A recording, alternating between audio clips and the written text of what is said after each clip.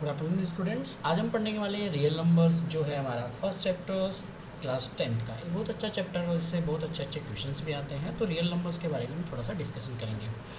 तो इस क्लास में हम रियल नंबर्स का पहला चैप्टर्स का first topics Euclid lemma discuss करेंगे। तो देखो, मैं आपको यूक्लिड लामा के बारे में कुछ बता रहा हूँ, थोड़ा ध्यान से देखना।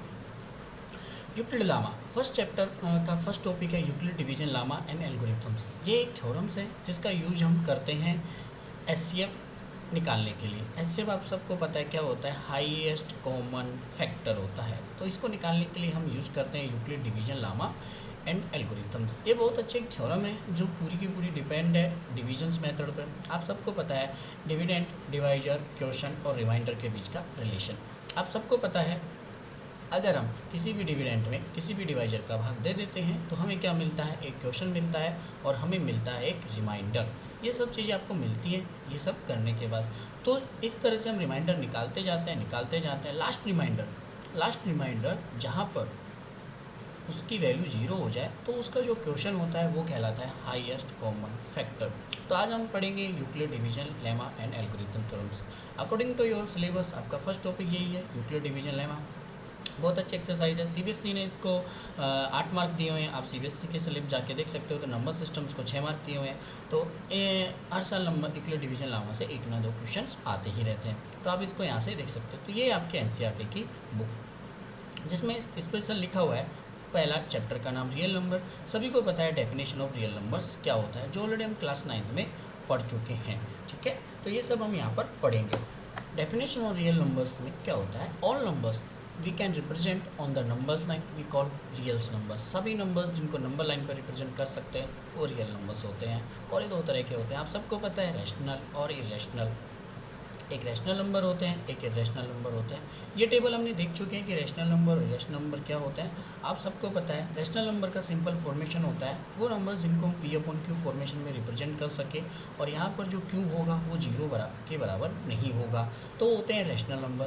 तो इरेशनल नंबर्स क्या होते हैं, वे नंबर्स जिनको हम P/Q फॉर्मेशन में लिख सके बट यहाँ पर जो Q होगा वो 0 के बराबर होगा, तो ये होते हैं इरेशनल नंबर्स। तो इस तरह के रियल नंबर्स 2 टाइप्स के होते हैं। तो आपका फर्स्ट जो है चैप्टर्स है वो यूक्लिड डिवीजन लेमा थ्योरम से ही रिलेटेड से।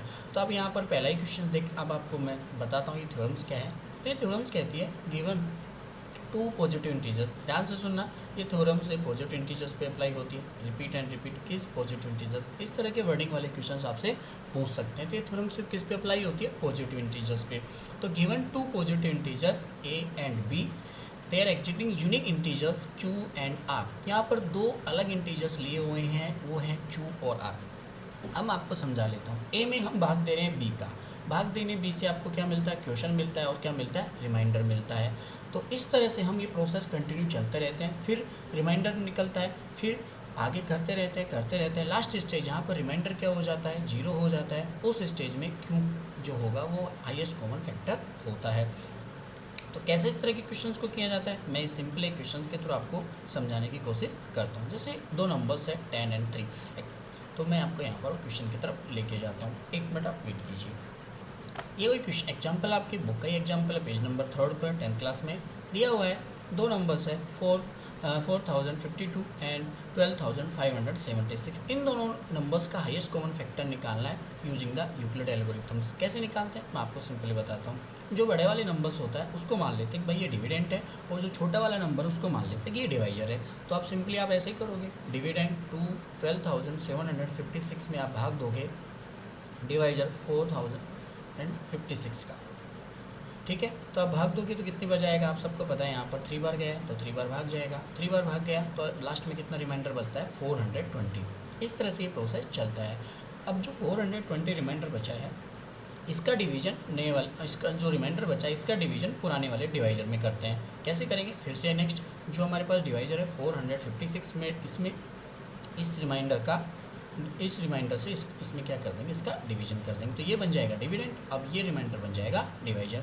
फिर से हम भाग देंगे, कितनी बार जाएगा, यहाँ पर 9 बार भाग गया तो कितना रिमाइंडर बचा, 1272। ये रिमाइंडर बचा नहीं, वही नेक्स्ट स्टेप क्या करेंगे हम, जो ये रिमाइंडर बचा ये बन जाएगा डिवाइजर, और जो डिवाइजर था वो बन जाएगा डिविडेंड। यानी 420 में फिर से भाग देंगे 1272 का, कितनी बार जाएगा, 1 बार जाएगा।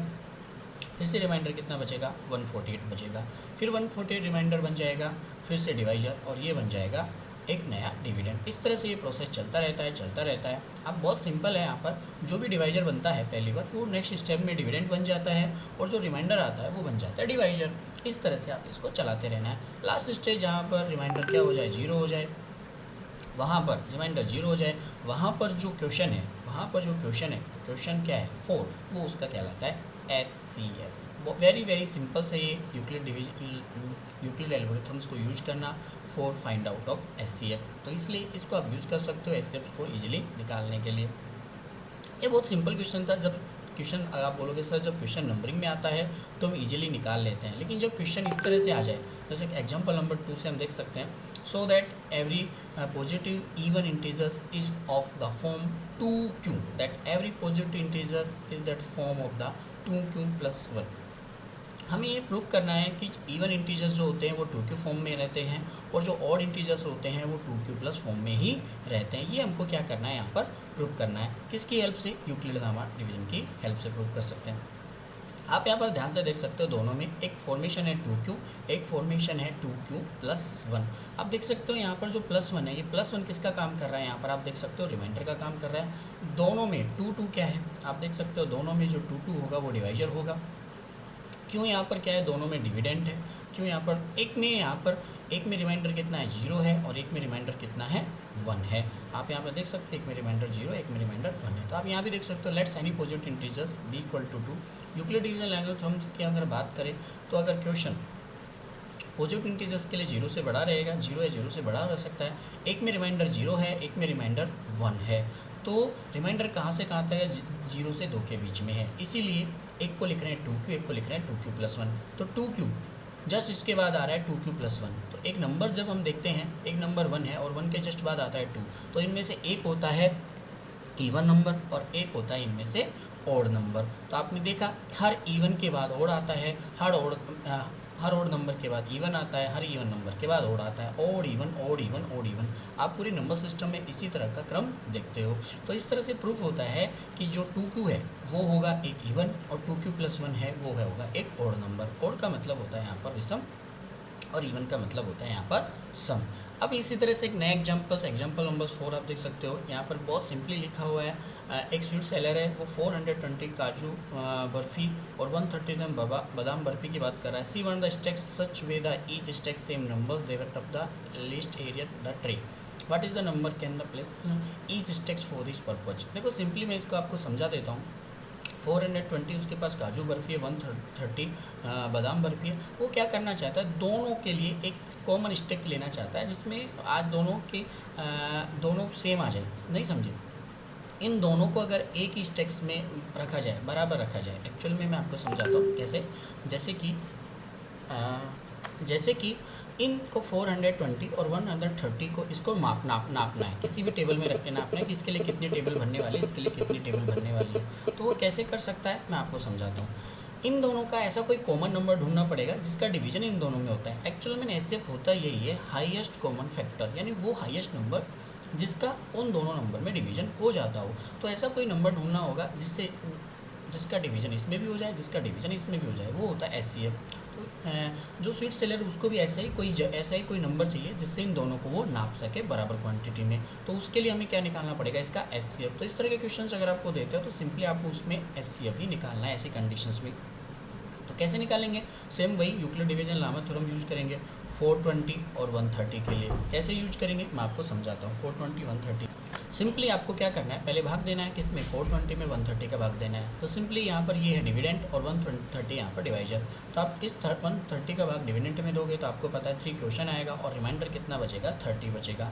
नेक्स्ट स्टेप में आपको अभी मैंने सिखा दिया था क्या करना है आपको। सिंपली जो रिमाइंडर बचा है वो उसके लिए अब नए स्टेप में बन जाएगा डिवाइजर, और जो आपके पास डिवाइजर था वो नई स्टेप में बन जाएगा डिविडेंड। तो इस डिविडेंड में इस 30 का भाग देना है, 4 बार जाएगा, यहाँ पर 10 रिमाइंडर बचेगा। सेम वही काम करना है, ये 30 बन जाएगा नेक्स्ट स्टेप में डिविडेंड, और रिमाइंडर बन जाएगा यहाँ पर डिवाइजर। 3 बार भाग गया और यहाँ पर 0 रिमाइंडर बचा। तो कितनी बार हम ऐसी कोई स्टेप्स लेंगे जिसमें 10 आ जाए, 10 बर्फ़ी या 10 काजू आ जाए, तो उसमें हम देखते हैं कि इन दोनों को बराबर मेजर कर सकते हैं। 420 में अगर हम 10 का भाग देंगे तो काजू बर्फ़ी के लिए उसको 42 प्लेट्स लगेंगी, और 130 में अगर हम 10 का भाग देंगे तो बादाम बर्फ़ी के लिए उसको 13 प्लेट्स लगेंगी। तो इस तरह से हम इसका यूज कर सकते हैं। तो ये दोनों एग्जांपल के थ्रू हम समझे कि किस तरह से यूक्लिड एल्गोरिथम या यूक्लिड लेमा थ्योरम्स यूज करते हैं हम विभिन्न प्रकार के क्वेश्चंस को सोल्व करने में। अब आप यहाँ पर देखोगे एक्सरसाइज 1.1। एक्सरसाइज 1.1 में 5 क्वेश्चंस हैं। 5 क्वेश्चंस में आपको यूक्लिड लेमा थ्योरम्स का यूज करना है। जैसे क्वेश्चन नंबर 1 की बात करते हैं, बहुत सिंपल है। क्वेश्चन नंबर 1 में आपको यहाँ पर सोल्व करके दिखाता हूँ।